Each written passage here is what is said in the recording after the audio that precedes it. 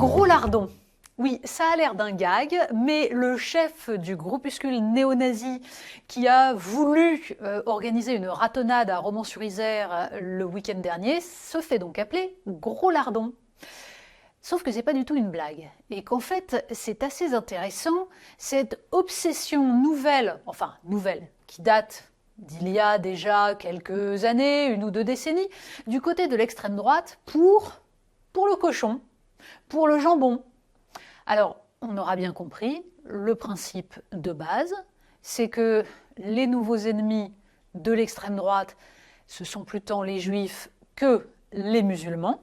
On est passé d'ailleurs, et c'est significatif, de la haine raciste de l'arabe à la haine du musulman en général, sachant que toute personne d'origine maghrébine est supposée musulmane. Oui, le concept de ce point de vue-là, d'athéisme, d'apostasie, finalement, l'extrême droite a le même rapport à ça que les islamistes, c'est-à-dire que l'apostasie, c'est impensable.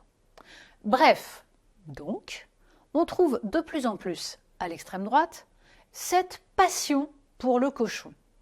Ce sont par exemple les têtes de cochon déposées devant des mosquées. C'est cette auditrice d'RMC qui raconte comment sa fille collégienne s'est fait jeter à la figure une tranche de jambon. C'est aussi les fameux apéros saucissons pinard. Et là, on comprend qu'il va y avoir un problème. Pourquoi ? Parce que de l'autre côté, le marketing a très bien intégré que le jambon, ça devenait bien plus qu'un des fondements de la gastronomie française, un signe identitaire. Et pour le coup, on peut donc voir une marque de nourriture bio et végétale mettre en avant un slogan sur ses affiches, le jambon végétal, c'est beaucoup plus inclusif que le jambon blanc. Haha, jeu de mots.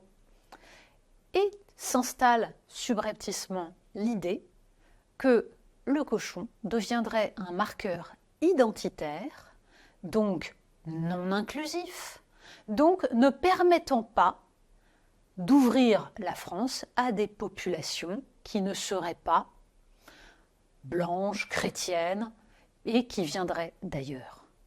Piège insupportable.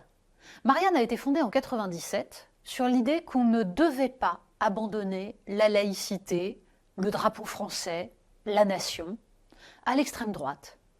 Que, au contraire, il fallait les brandir comme des marques de la République, ce régime qui accueille quiconque, quelles que soient ses origines et sa religion, du moment qu'il participe à l'élaboration du bien commun en tant que citoyen.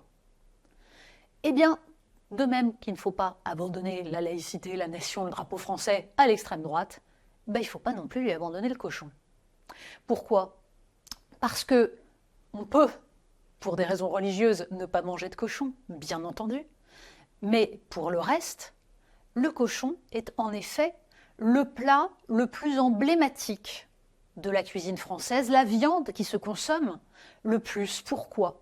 Parce que c'est la viande la moins chère. Et que la gastronomie française est fondée sur la capacité à utiliser les produits de tous les jours, les produits que les plus pauvres pouvaient se payer. D'où l'omniprésence de la pomme de terre, des haricots, de la châtaigne et donc du cochon.